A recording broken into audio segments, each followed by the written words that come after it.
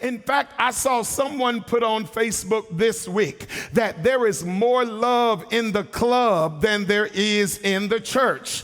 But I need you to know the devil is a liar.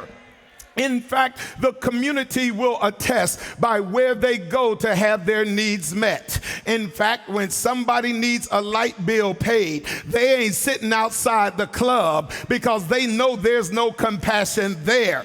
They're going to make their way to wherever God's people are because that's where the mercy is. When somebody's hungry and needs something to eat, they're going to wait outside of a church service. They're not going to happy hour. They're going to find a Dorcas ministry because that's where the love actually is.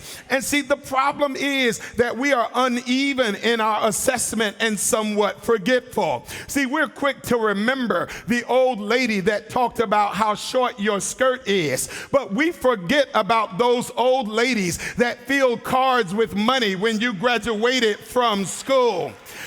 Isn't it amazing how we are quick to say how the church has failed the young people, but we forget about all the AY and Pathfinder leaders that drove church vans at the midnight hour to make sure that you got to Federation or to your game. We are quick to highlight those that corrected us harshly, but we forget those that interceded for us fiercely.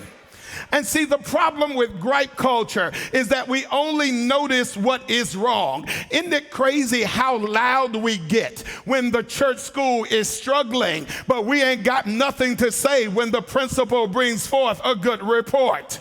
We notice whenever the usher has an off day, but we never say thank you for all of the gracious days. We are quick to notice the young person wearing jewelry in the choir, but we forget to notice that there's a young person actually singing, oh, y'all not with me, in the choir.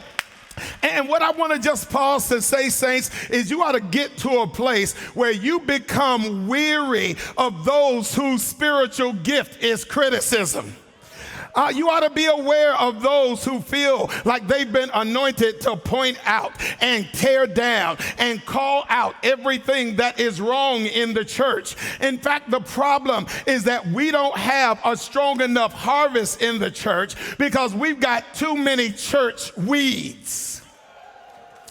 You always are anxious whenever you see weeds in your grass or in your garden, because what weeds do is they kill everything in sight because they hoard all the nutrients from the soil. They hoard all the water or hydration from the soil. They'll even block the sunlight from getting to other plants. And how many of us know that we got some weeds in the church?